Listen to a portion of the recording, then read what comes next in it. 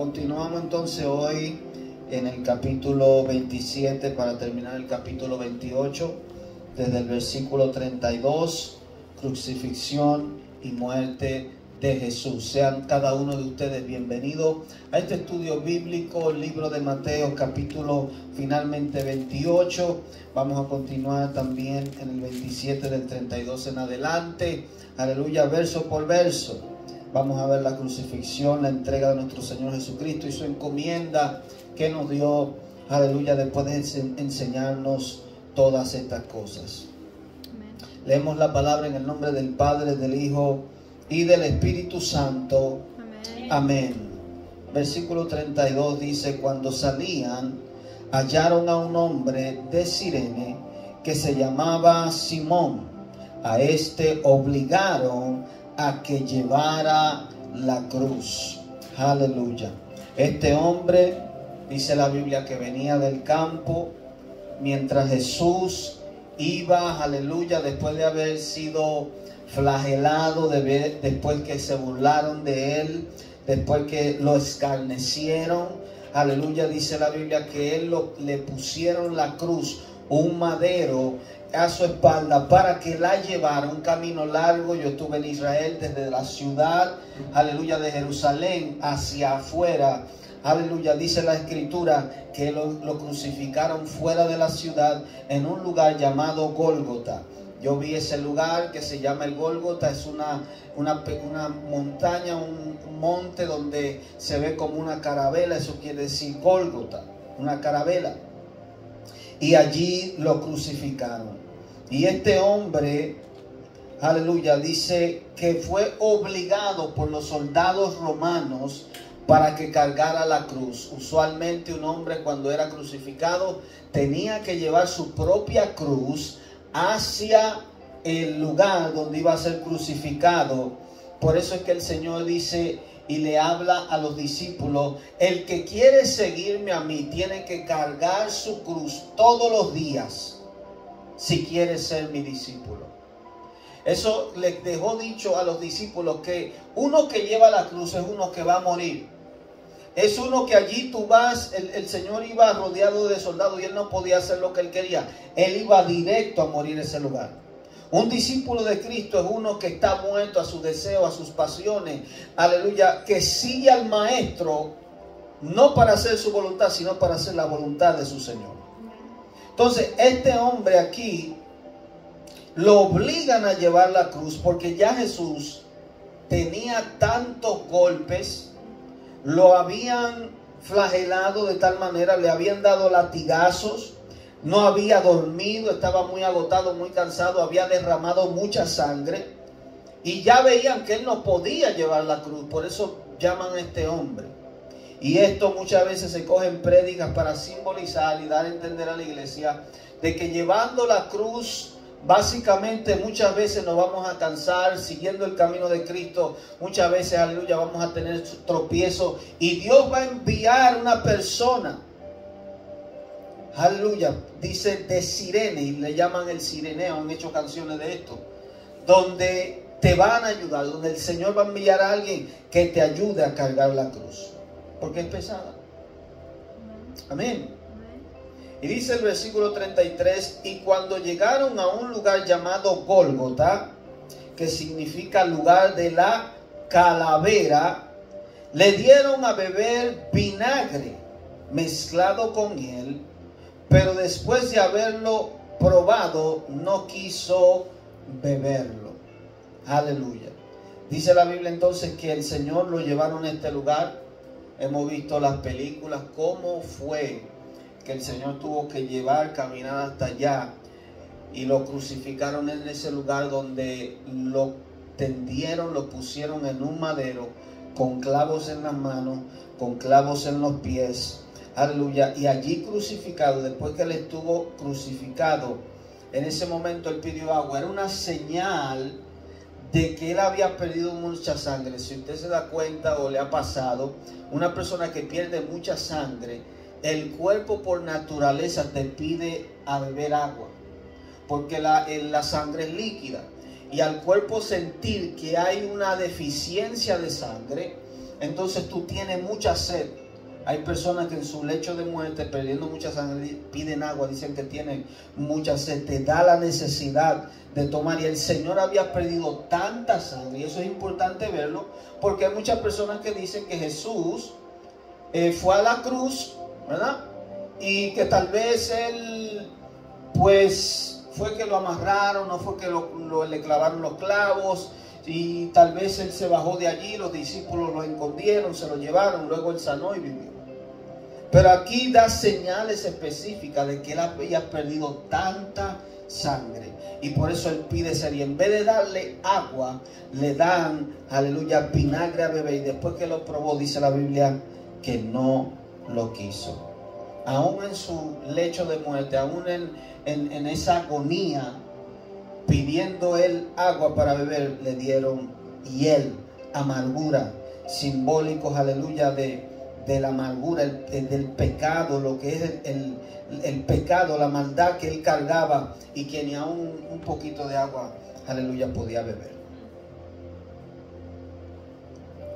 Versículo 35, cuando lo hubieron crucificado, repartieron entre sí sus vestidos, echando suertes, para que se cumpliese lo dicho por el profeta: partieron entre sí mis vestidos, y sobre mi ropa echaron suerte. Eso es una profecía, aleluya, que la dice en el libro de los Salmos por el profeta David, el cual habló estas palabras: partieron entre sí mis vestidos, y sobre mi ropa echaron suerte. Los soldados vieron que la túnica de Jesús no era cualquier túnica, era una túnica especial.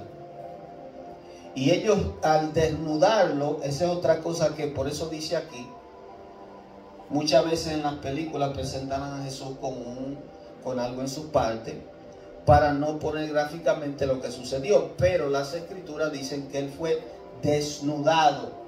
La crucifixión era algo no simplemente para que tú sufrieras allí, sino para que tú seas avergonzado. Cada vez que una persona iba pasando por allí y veía a esa persona crucificada, era señal de vergüenza. Y una de las cosas que el Señor hizo a través de su sufrimiento fue quitar la vergüenza del pecado.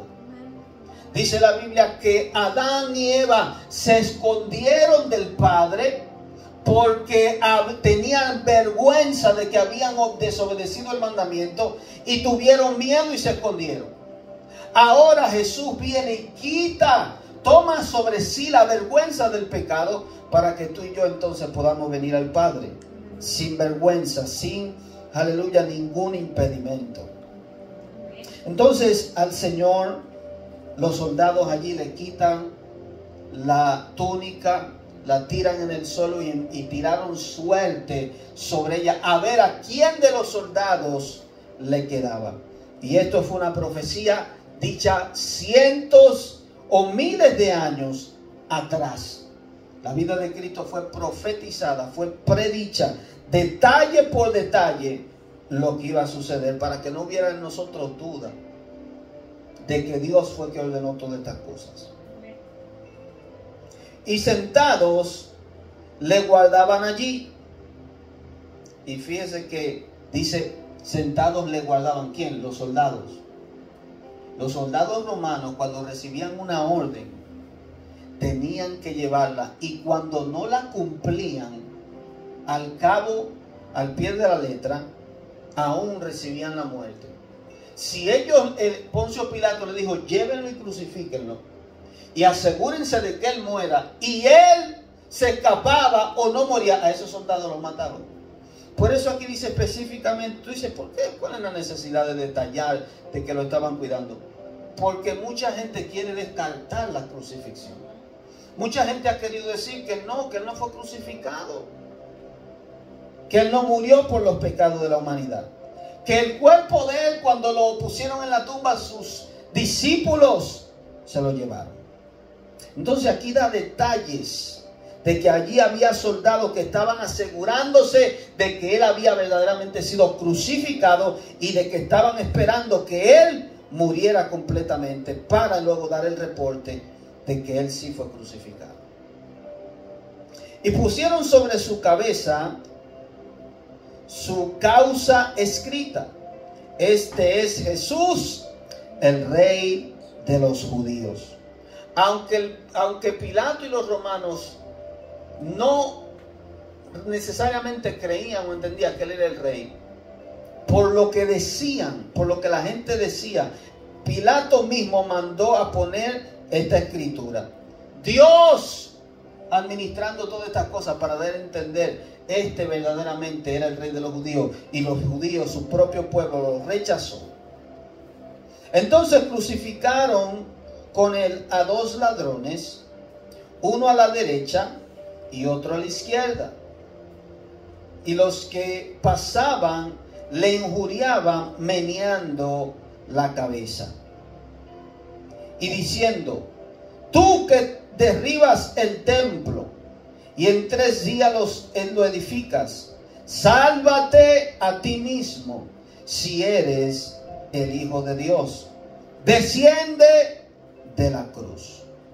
Y esta palabra no solamente la decían los que estaban allí, aún uno de los que estaba crucificado con él le dijo al Señor: si tú eres el Hijo de Dios, sálvate a ti, sálvanos a nosotros. Esta palabra, yo quiero que usted entienda que no simplemente viene de una voz humana. El enemigo desde el principio, ¿qué fue lo que hizo con Jesús? Que le dijo: si tú eres el Hijo de Dios. Quiso hacer que Jesús hiciera su voluntad. Lo que pasó con Adán y Eva. Cómo Adán y Eva perdieron el reino, lo que Dios le había dado, la autoridad, el Espíritu Santo, a través de lo que la serpiente le dijo que hiciera. Entonces la serpiente es astuta y vio que Jesús era el Hijo de Dios. Y desde un principio hasta aún la muerte, hasta aún en la cruz, le está diciendo al Señor, a través del ladrón, a través de los que están allí injuriándole: si tú eres el Hijo de Dios, pruébanos. Pruébanos, porque tú tienes que tener la capacidad de bajarte de la cruz. Injuriar, que quiere decir como retar, afrentar. Aleluya. Hasta el final Satanás trató de tentar a Jesús, de hacer que él no cumpliera el mandato, el llamado por el cual el Padre lo envió. Y estos dos ladrones, uno de ellos aún lo ponía en duda, diciendo: si tú eres. Por eso uno recibió salvación y el otro no. Porque uno reconoció al Mesías y le dijo: si tú, o le dijo: acuérdate de mí cuando vengas en tu reino. Y reconoció que Jesús era justo. Por eso recibió la salvación aún en su último momento, en el último momento donde él, aleluya, ya iba a partir de este mundo. Por eso entendemos que una persona en su lecho de muerte puede ser salva. Hay gente que no lo cree. Incluso ayer estaba escuchando un debate así, donde una persona le decía a otra: ¿cómo es posible que si Jesús dijo que para ser salvo es necesario creer y ser bautizado, este hombre en la cruz ni siquiera confesó a Cristo, ni siquiera le pidió a Jesús que lo salve, y Jesús lo salvó? Él dijo: tú estarás conmigo hoy en el paraíso. Porque no, a veces creemos que es la palabra mecánica que nos salva, sino el creer en el corazón. Él creyó que Jesús era el Mesías. ¿Por qué? Porque creyó que él era justo, que estaba allí injustamente. Y le dijo: acuérdate de mí cuando vengas en tu reino. Él le quiso decir al Señor: yo creo que tú vas a resucitar, y cuando tú vengas en tu reino, tú me vas a salvar. Y por esa palabra, por esa fe, el Señor lo salva. Amén. De esta manera también los principales, versículo 41, sacerdotes, escarneciéndole con los escribas y los fariseos y los ancianos, decían: a otro salvó, a sí mismo no se puede salvar. Si es el Rey de Israel, descienda ahora de la cruz y creeremos en Él. Oye lo que ellos están pidiendo para creer en el Señor. Y cosa es, como le digo, esta voz, estas palabras vienen influenciadas por el enemigo para que Jesús no cumpla el llamado, el mandamiento. Acuérdense que el Señor está en el Getsemaní diciendo: Señor, pasa de mí esta copa, pero que no se haga mi voluntad sino la tuya. Si Él se baja de la cruz, dando a Dios a entender que el Padre quería que Él fuera a la cruz, estaba en desobediencia. Y si Él se hubiera bajado, no hubiera habido redención para nosotros, no hubiera habido salvación para nosotros. Confió en Dios. Líbrele ahora si le quiere, porque ha dicho: soy hijo de Dios. Lo mismo le injuriaban también los ladrones que estaban crucificados con él. Y desde la hora sexta hubo tinieblas sobre toda la tierra hasta la hora novena. En el libro de Éxodos habla sobre esto. Ocurrió algo que no era normal. Desde las 12 del día se puso oscuro hasta las 3 de la tarde. Y entonces, ¿qué sucede? Que la Biblia dice en el libro de Éxodo capítulo 12 que Dios mandó a Israel a sacrificar un animal para que ellos lo comieran y fueran libres de Egipto. Y Dios le dice: entre las 2 tardes. Ese día se cumplió esa palabra. Hubieron 2 tardes. La tarde es la caída del sol. A las 12 del día el Señor está crucificado. Aleluya.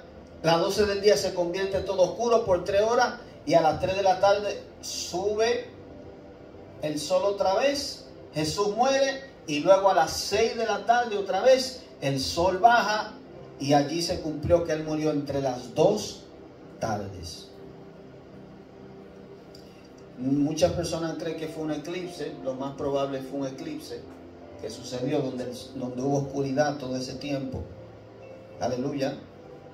Para Dios darle a entender a los hombres que este que estaba allí no era cualquiera. Habían señales en los cielos de que Él era el Hijo de Dios. Y se cumpliera la profecía de que Él era el Hijo de Dios. Cerca de la hora novena, Jesús clamó a gran voz diciendo: Elí, Elí, lama sabactani. Esto es: Dios mío, ¿por qué me has desamparado? En el capítulo 22 del libro de los Salmos creo que dice esto. El profeta mismo dice: ¿por qué me has abandonado? Y cuando tú lees esas palabras, seguro los estudiosos de aquellos tiempos entendían que era el profeta David diciendo: David, ¿por qué me has abandonado? Pero era una profecía de lo que Jesús mismo iba un día a decir. Elí, Elí, lama sabactani, que es Dios mío. Acuérdense que la palabra Elí o Elohim, que viene desde el principio de Génesis, Elohim en hebreo quiere decir Dios o creador. Los judíos no le dicen a Dios Dios, sino le dicen Elohim, el creador, que eso es lo que quiere decir la palabra Dios en el español de nosotros. Entonces le dice la abreviación de esa palabra, Elohim, Dios mío, ¿por qué me has desamparado? ¿Y por qué Jesús dice esa palabra? Si el mismo Señor le dijo a los discípulos: ustedes todos se van a escandalizar de mí esta noche, y me van a dejar solo, pero yo no estoy solo porque el Padre está conmigo. ¿Qué sucede? Que el Señor dice esta palabra porque en ese momento, al pecado estar sobre él, Dios, el Espíritu que es santo, se había apartado. Jesús nos salvó a nosotros Él mismo. Y claramente no era que el Señor quería apartarse de él, sino que ya Dios, al estar el pecado sobre él, no podía ya permanecer. Dios es santo, Dios es perfecto. Entonces el Señor dijo, ¿por qué me ha desamparado? Era necesario que Él dijera esta palabra para que nosotros entendiéramos que Jesús cargó con el pecado del mundo, Él solo. Por eso a Él se le atribuye este nombre, el Salvador, Cristo, el escogido, el que nos salvó. Y claro, estos méritos le pertenecen al Padre, al Hijo y al Espíritu Santo, porque ellos son uno. Pero la persona de Cristo solo cargó con esta carga como humano. Y allí, aleluya, estando el pecado sobre él, dice la Biblia que se había convertido en maldición. Su cuerpo completamente saturado con la carga del pecado. Y por eso él dice esta palabra. Algunos de los que estaban allí decían al oírlo, a Elías llama este. Y al instante, corriendo uno de ellos, tomó una esponja y la empapó de vinagre y poniéndola en una caña le dio a beber. Pero los otros decían, deja, veamos si viene Elías y a librarle. Ellos entendieron que al él decir Elías, y escucharon que era que él llamaba a Elías. ¿Y por qué ellos entendían que Elías podía venir? Porque Elías había ascendido al cielo en un carruaje de fuego. Dios se lo había llevado, lo había traspuesto. Y ellos entendían por la profecía que Elías iba a regresar. Entonces ellos están diciendo, deja, vamos a ver si verdaderamente viene y lo salva. Pero nada de eso ocurrió. Ellos no entendieron lo que el Señor estaba haciendo allí. Mas Jesús, habiendo otra vez clamado a gran voz, entregó el Espíritu. Y aquí el velo del templo se rasgó en dos, de arriba abajo, y la tierra tembló, y las rocas se partieron, y se abrieron los sepulcros, y muchos cuerpos de santos que habían dormido se levantaron. Aquí hay tanta información, pero vamos a ver. Mas Jesús, habiendo otra vez clamado a gran voz, entregó el Espíritu. En ese momento, y es algo importante de saber, porque el Señor dijo, nadie me quita la vida, yo la entrego. Si el Señor no hubiera entregado el Espíritu en ese momento, Él hubiera permanecido ahí. Porque la muerte no podía obtener potestad sobre Él. Sobre nosotros la muerte tiene cierto poder sobre el ser humano, porque el pecado es lo que atrae la muerte. Pero como Jesús nunca había pecado, nunca había hecho nada malo, la muerte no tenía poder sobre Él. Entonces Él mismo le dice al Padre, te entrego mi espíritu, en tus manos encomiendo mi espíritu. En ese momento, en el momento que Él decidió, entonces Él muere. Y aquí el velo del templo se rasgó en dos. El velo del templo, donde Dios había decidido habitar, era un lugar donde estaba dividido por dos cortinas. En el templo que estaba lleno de oro, ustedes han leído por ejemplo que Salomón edificó este templo, luego fue destruido y luego lo construyó Herodes otra vez en el tiempo de Jesús. Y en ese lugar estaba allí para guardarse el arca del pacto. Y esa cortina estaba hecha de varios colores, con diseño de querubines, la cual a través de las escrituras vemos que representa a Cristo mismo. Jesús es representado en los colores de la cortina, en el oro, en el azul, en el rojo, en el blanco, en el morado. Y dice la Biblia que se rasgó, dando señal de que Cristo Jesús, al ser crucificado, al morir, abrió un camino hacia el lugar santo. ¿Por qué? Porque nosotros como gentiles no podíamos entrar allí. Solamente los sacerdotes podían entrar en ese lugar. Y entonces el Señor ahora abre un nuevo camino para acercarnos. Antes por el pecado no podíamos acercarnos a Dios. Pero al Jesús morir y pagar la deuda que teníamos con Dios, cada uno de nosotros, que muchos todavía tienen, entonces tenemos acceso a su presencia. Por eso la simbología de este velo que se rasgó. Y la tierra tembló, y las rocas se partieron, y se abrieron los sepulcros, y muchos cuerpos de santos que habían dormido se levantaron. Fíjese que la palabra dice dormido, no dice muerto. ¿Por qué? Porque uno que muere no va a ser resucitado para salvación. Pero uno que duerme o que descansa, la palabra le llama, aleluya, que puede resucitar, que puede regresar, que fue, aleluya, aunque murió aquí en la tierra físicamente, va a vivir eternamente. Hay un lugar llamado el seno de Abraham, donde iban todos los santos. Entonces, al Jesús descender, porque esa es otra cosa que mucha gente no sabe, Jesús cuando muere, él no va al cielo. Él descendió a la más profunda parte de la tierra, donde estaban estas personas esperando la redención. Ahí estaba Abraham, ahí estaba David, ahí estaban todos los santos del Viejo Testamento, ahí habían personas que habían muerto, aleluya, y Dios y el Señor viene a ese lugar, y muchos de ellos resucitan con Él.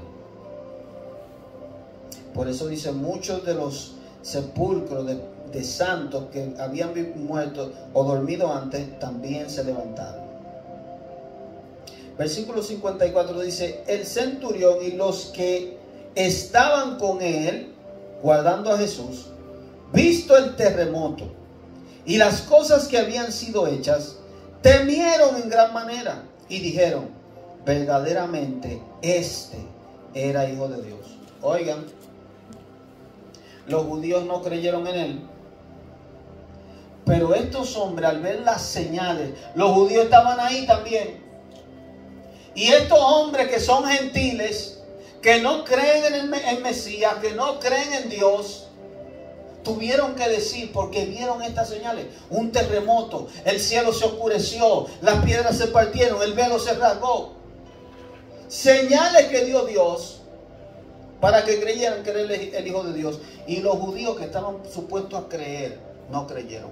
Mas estos hombres gentiles, romanos, hombres que eran soldados crueles, tuvieron que decir, verdaderamente este es el Hijo de Dios.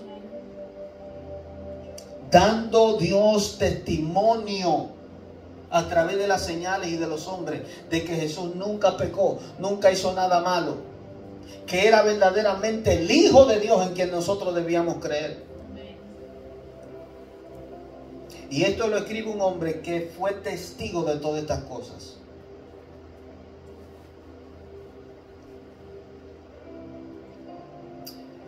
Estaban allí muchas mujeres mirando de lejos, las cuales habían seguido a Jesús desde Galilea sirviéndole, entre las cuales estaba María Magdalena, María la madre de Jacobo y de José, y la madre de los hijos de Zebedeo. En otras palabras, no simplemente los apóstoles fueron testigos, habían personas allí que habían visto todas estas cosas. Habían discípulos de Jesús que habían visto estas cosas, y habían mujeres. Mucha gente dice, que Jesús fue pobre. No, Jesús todo lo que necesitaba, Dios se lo suplió a través de estas mujeres que le servían, dice la Biblia. Le servían de sus bienes, le proveían, le daban. Y ellas mismas, siguiéndolo a él, fueron testigos de todas estas cosas. Versículo 57. Cuando llegó la noche, vino un hombre rico de Arimatea, llamado José, que también había sido discípulo de Jesús. Este fue a Pilato y pidió el cuerpo de Jesús. Entonces Pilato mandó que se le diese el cuerpo. Y tomando José el cuerpo, lo envolvió en una sábana limpia. ¿Lo qué? Lo envolvió. Oigan bien, yo no sé si ustedes han visto una túnica que se llama la túnica de Turín o el manto de Turín, que lo han analizado supuestamente y dicen que ese manto fue con el que cubrieron a Jesús y que cuando Él resucitó su imagen quedó impregnada ahí. ¿Ustedes no han visto eso? Ok, búsquenlo. Muchas personas dicen que esto es prueba de la resurrección, porque el manto es una sábana donde se ve la imagen de un hombre, y dicen que Jesús fue puesto en este manto y que por eso realmente Él estuvo muerto y resucitó. Se encuentran supuestamente manchas de sangre y todo esto. Sea real o no, eso no significa ni da validez para decir que Jesús resucitó. ¿Ok? Ahora, aquí dice que él fue envuelto. Ese manto no fue, ese manto que dicen que se ve la imagen, fue supuestamente puesto encima de él. No fue envuelto. Aquí dice que Jesús fue envuelto en paños, que lo envolvió, y le tomó José el cuerpo y lo envolvió en una sábana limpia y lo puso en su sepulcro nuevo, que había labrado en la peña. En la peña quiere decir en una roca. Los sepulcros no son como ahora, o sepultan a la gente como ahora, que ahora abren un hoyo en la tierra y lo entran allí. Antes, si había una roca, un lugar allí donde quiera que pudieran, por ejemplo, encontrar un lugar para meter a una persona y ¿cómo se dice esta palabra? Sepultarlo. Ellos cogían a martillo y abrían como una cueva, hacían un hoyo, y entonces allí entraban a la persona, como hoy, por ejemplo, hoy edifican algo y allí entran a la persona. Pero lo hacían era en una piedra, por eso dice que labró allí, en la peña. Y yo fui a ese lugar en Israel, donde es como una pared, una roca grande, donde hay una abertura, un hoyo allí, y allí pusieron el cuerpo del Señor. Y está justamente al lado de donde está la carabela del Gólgota.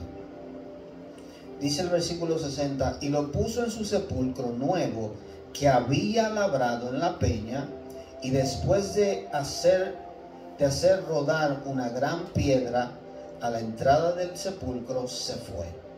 Y estaban allí María Magdalena y la otra María sentadas delante del sepulcro. O sea, ¿qué está diciendo el escritor?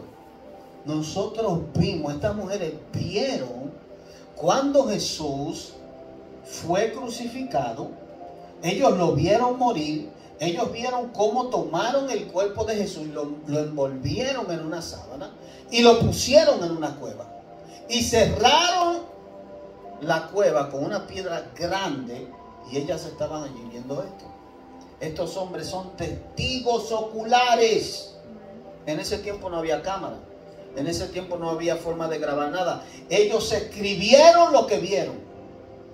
Por eso creemos en Jesús. Aleluya. ¿Y por qué creemos esta palabra? ¿Por qué creemos esta escritura? ¿Por qué creemos que verdaderamente Él resucitó? ¿Por qué creemos que Él fue sepultado? Porque hasta el día de hoy Jesús, este Jesús que fue puesto allí, salva.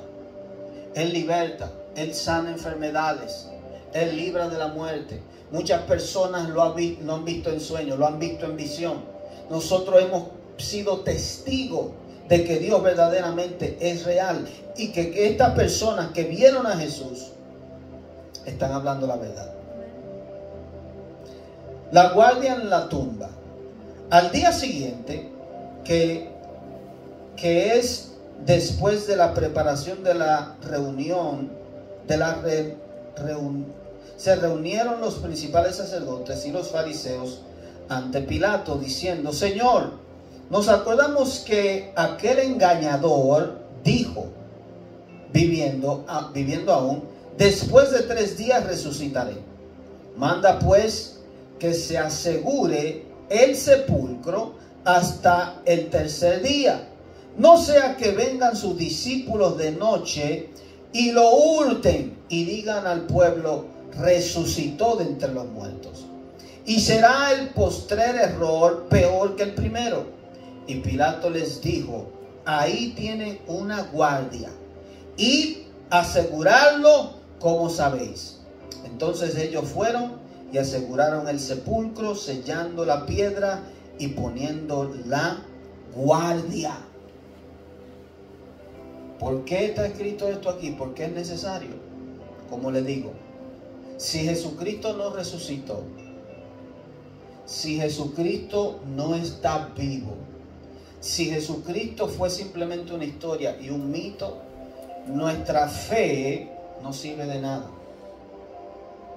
Si alguien puede probar que Jesús verdaderamente no murió y resucitó, estamos aquí perdiendo el tiempo. Yo estoy predicando de más, nuestra creencia está de más, pero si Él resucitó, si Jesucristo verdaderamente está vivo, hay una bendición para los que creen y hay un gran problema para los que no creen. Porque estamos hablando de eternamente una condenación en el infierno, quemándose para siempre allí. Pero si Jesús resucitó y nosotros que creemos en Él y hemos dejado todo por Él, verdaderamente hay una bendición y una salvación. Tenemos la esperanza, porque ¿cuál es su promesa principal? Que Él no va a resucitar de entre los muertos. No importa que me mate COVID, no importa que me mate nada en este mundo, yo voy a resucitar. Yo voy a regresar, yo voy a vivir eternamente para siempre. Esa es la promesa. Entonces, los fariseos, los sacerdotes se encargaron de decirle a Pilato: necesitamos que tú te asegures que si este hombre que dijo que iba a resucitar, para que sus discípulos no se lo lleven, hay que poner guardias allí. Y él le dio un sinnúmero de personas que estaban allí cuidando la tumba. Dice que los selló. Había una forma con una cera que sellaban ese lugar, que el que quitaba ese sello era muerto. Y allí por esos 3 días estaba la guardia allí, para que nadie pudiera venir. Capítulo 28. Pasó el día de reposo. Al amanecer del primer día de la semana, que es domingo, vinieron María Magdalena y la otra María a ver el sepulcro.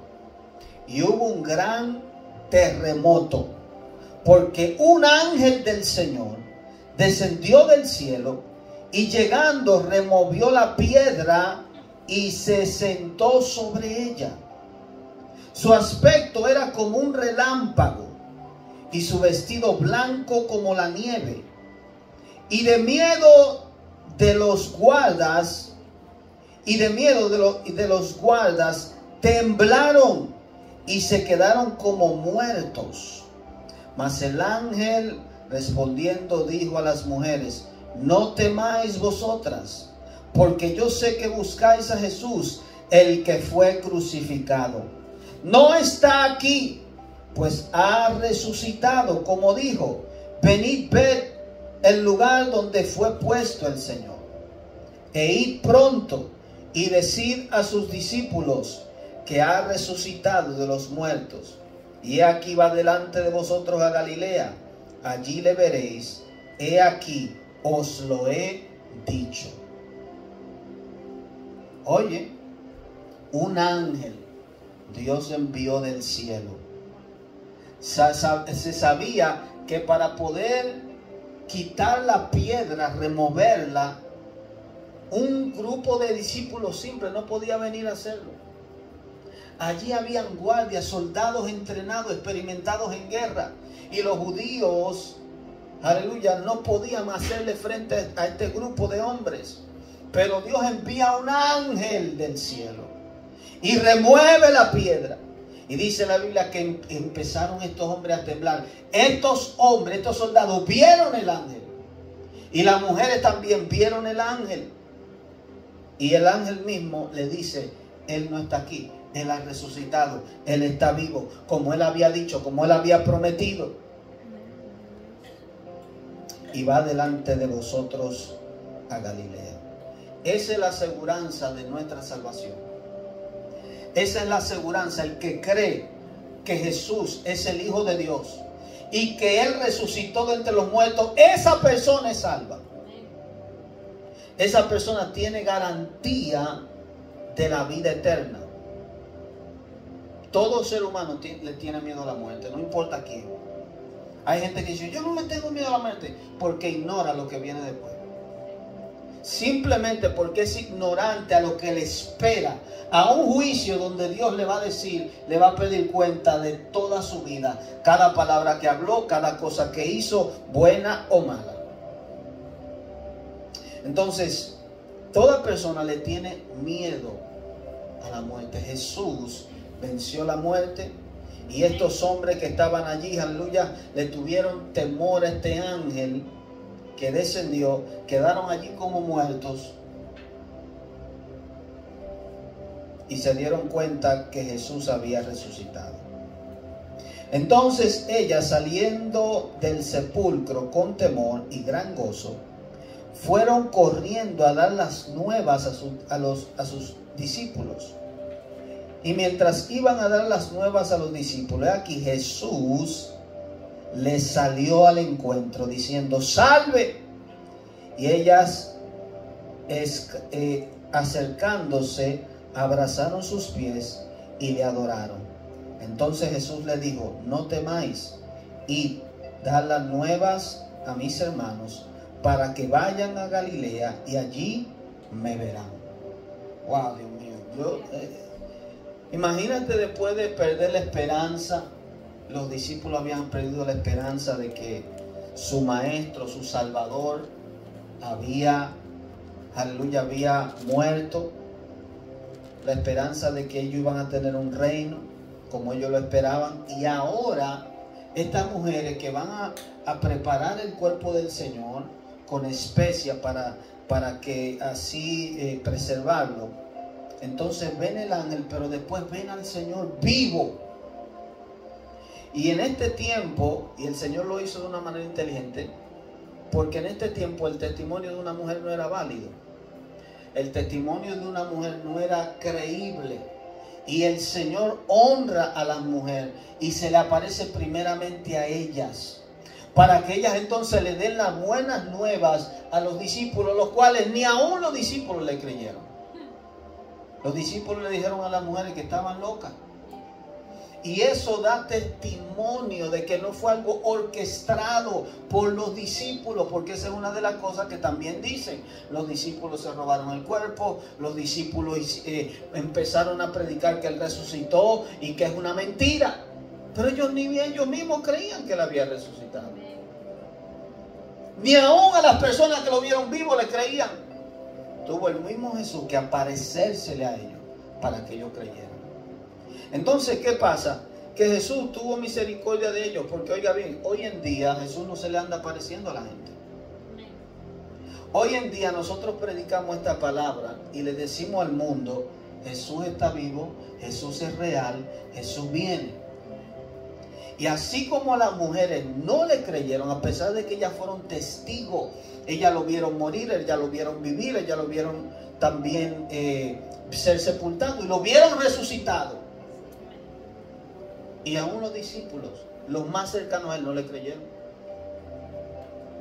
Y eso es lo que va a pasar con mucha gente en este tiempo, que le hemos predicado, le hemos dicho, crean en Jesús, Jesús está vivo, Él me cambió, Él me sanó, Él me libertó, Jesús ha hecho algo en mi vida, crean en Él.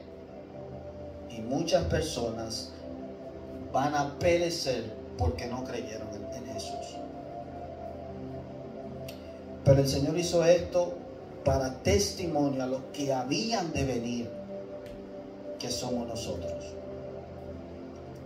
El informe de la guardia, oiga esto, y ya vamos a terminar.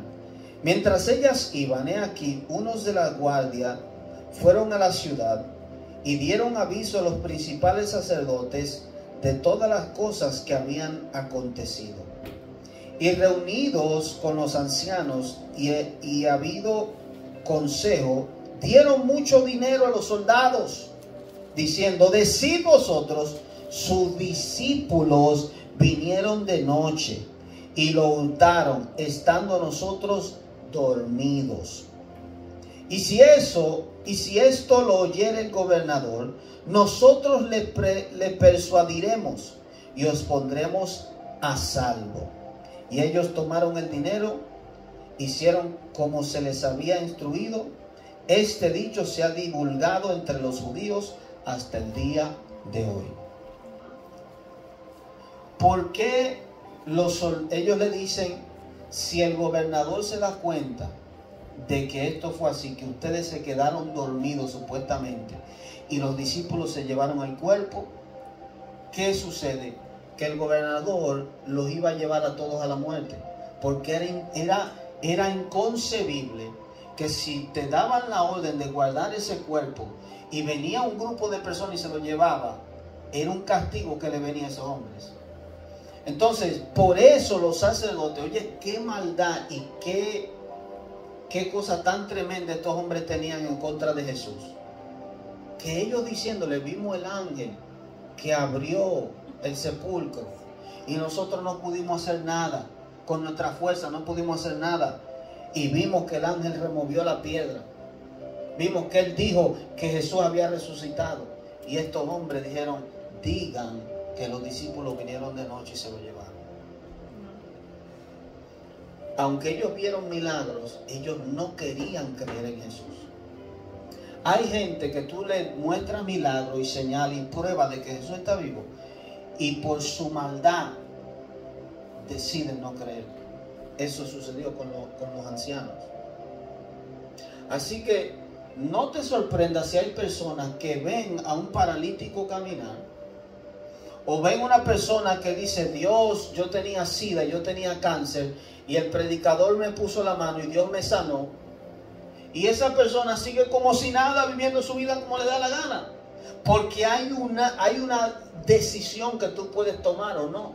Y estos hombres vieron todo lo que Jesús hizo. Vieron cómo Él fue crucificado, cómo los soldados sin nada que ganar, porque ¿qué tienen los soldados que ganar diciendo que un ángel se apareció? Más bien ellos tienen que perder, el cuerpo no está allí. Y lo que puede hacer el gobernador es matarlo. Nadie quiere perder su vida por una mentira, por algo así. Le dieron dinero para que dijeran fue que sus discípulos se lo llevaron. Y hasta el día de hoy los judíos, eso es lo que creen. Una mentira establecida por Satanás. Estos hombres estaban endemoniados, poseídos por Satanás. Y por eso hay un pueblo hasta el día de hoy que no cree en Jesús, por esa mentira. Pero los discípulos vieron a Jesús resucitado. Y ellos escribieron todo esto para que nosotros también creyéramos. La gran comisión, versículo 16. Pero los 11 discípulos se fueron a Galilea, al monte donde Jesús le había ordenado. Y cuando le vieron, le adoraron. ¿Le qué? Adoraron. O sea que Jesús es digno de adoración. El único que merece y que siempre se había adorado era al Padre, a Dios. Y ahora al ellos ver que Jesús había resucitado, entendieron que no solamente por ellos decir el Hijo de Dios, ahora ellos creían y entendían que verdaderamente este es el Hijo de Dios, porque ningún hombre tiene poder para volver de la muerte. Ningún hombre tiene poder de decir, yo voy a morir y voy a resucitar en tal día. Jesús fue el único en toda la historia. Ningún líder religioso, ningún hombre en la antigüedad ha podido decir, yo voy a morir y voy a regresar. Jesús es el único. Por eso es el único digno de que yo crea que Él es Dios verdadero. Ni Mohammed, ni Buda, ni ningún otro Dios es digno, porque no hay prueba. Pero Jesús es el único que probó tener poder sobre la muerte, algo que el hombre natural no tiene poder. Solo Jesús. Le adoraron, pero algunos dudaban. Oye, todavía viendo al Señor resucitado, todavía no creían. Porque hay algo sobrenatural en nuestras vidas que se llama el Espíritu Santo. Una persona sin la revelación del Espíritu de Dios es difícil que pueda creer en Jesús. Nosotros ninguno hemos visto físicamente al Señor, pero creemos y estamos seguros completamente de que Él es real, de que Él está vivo, de que estas palabras que estamos escuchando no son simplemente palabras escritas por un hombre, sino que son reales. Hay algo en nuestro ser, en nuestro espíritu, hay alguien que nos dice, estas palabras son verdad. Por eso Jesús dijo, mis ovejas escuchan mi voz. Y Jesús se acordó y les habló diciendo, y Jesús se acercó y les habló diciendo, toda potestad me es dada en el cielo y en la tierra. Wow. Todo poder, todo dominio. Jesús estaba diciendo, yo no soy simplemente un hombre que murió y resucitó. Yo soy Dios, tengo toda potestad, todo poder, toda autoridad en los cielos y también en la tierra. Satanás tenía el dominio de la tierra al hombre, subyugado a la muerte, pero ahora Jesús, al vencerlo, al vencer la muerte, al vencer el pecado, al vencer a Satanás y sus demonios, dice, tengo toda potestad en los cielos y en la tierra. Aunque se vea que en la tierra todavía el enemigo hace y deshace, el que tiene todo dominio, potestad, se llama Jesús. El dueño de la tierra se llama Jesús de Nazaret. Por eso Él va a venir a dominar y ya no va a existir ni que Estados Unidos, ya no va a existir la India, África, ya no van a haber ni que presidente. Él va a ser el rey de la tierra completa porque Él le pertenece al mundo. Por tanto, y oiga la encomienda que Dios le da a cada discípulo, a cada hombre. Esto no es simplemente para los predicadores, para los evangelistas, para los profetas, para los pastores. Esto es para cada discípulo. La encomienda que Dios nos dio. Por tanto, y como yo tengo potestad ahora, en ese poder, en esa autoridad, yo se la doy a ustedes. Vayan. Por tanto, y hacer discípulos a todas las naciones. Este es el mandamiento del Señor. Ir a todas las naciones a ser discípulos. ¿Qué es un discípulo? Una persona que se sienta a los pies de un maestro a aprender, a instruir. Por eso es la iglesia. Usted tiene que venir a la iglesia para ser instruido en el camino del Señor, para que todo lo que Él enseñó y dijo, usted también lo aprenda. No venimos a la iglesia simplemente por venir. Por tanto, ir y hacer discípulos a todas las naciones, bautizándolos, otro mandamiento, bautizándolos en el nombre del Padre, del Hijo y del Espíritu Santo. Es un mandamiento el que usted sea bautizado. Usted tiene que ser un discípulo, creer en Jesús, y entonces después usted tiene que ser, primeramente tiene que ser bautizado como una declaración. Oiga bien, hoy en día se usa que usted, por ejemplo, se dice en los servicios, tú quieres aceptar al Señor como tu Señor y Salvador, pasa al frente y haz esta oración. En el principio de la iglesia no era así. El ser bautizado era una declaración pública de que yo creía que Jesús era el Hijo de Dios, que había resucitado entre los muertos y que ahora yo iba a ser su discípulo para siempre. Antes no había de que ve, levanta la mano y confiesa y di, no. El bautismo era la declaración pública, era el reconocimiento de que ahora yo le pertenezco a Cristo, de que ahora yo voy a dejar mi vida pasada, mi manera de vivir y voy a seguir al Señor. Por eso es tan importante el ser bautizado. Y hay personas que hoy en día no creen que es necesario, pero este es Jesús que está hablando.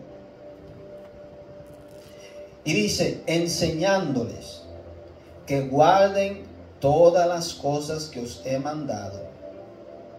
Guardar quiere decir que la cumplan, que la ejecuten, que la hagan, que la obedezcan. Esa es otra cosa que como cristianos debemos hacer, obedecer los mandamientos del Señor. Si decimos que Él es nuestro Señor y Él es nuestro Dios, nosotros nos debemos a sus mandamientos. Y aquí yo estoy con vosotros todos los días hasta el fin del mundo. Esa es la promesa del Señor. El Señor no está aquí físicamente. Jesús está en el cielo físicamente. Él está sentado a la diestra del Padre. Y Él aún así prometió estar con nosotros. El hecho de que tú no lo veas, el hecho de que tú no lo puedas palpar, que tú lo puedas tocar o escuchar su voz audible, no quiere decir que no está. Porque está Él a través de su Espíritu Santo. El Espíritu de Dios que no se ve, ¿verdad? Pero lo podemos percibir, lo podemos sentir. Su Espíritu está en nosotros, con nosotros, y por eso el Señor da esta promesa, nos da la aseguranza: no los voy a dejar solos, yo voy a estar con ustedes todos los días. Amén. Aleluya. Pues hasta aquí terminamos, concluimos el libro de Mateo completamente, el nacimiento, la vida, la muerte, la resurrección del Señor, sus mandamientos, los que Él nos dejó. Aleluya, para que nosotros podamos seguirlo, para que podamos creer en su palabra, en sus promesas, y para que un día de esto no muy lejano podamos verlo cara a cara y estar con Él para siempre. Así que Dios le bendiga, será hasta la próxima.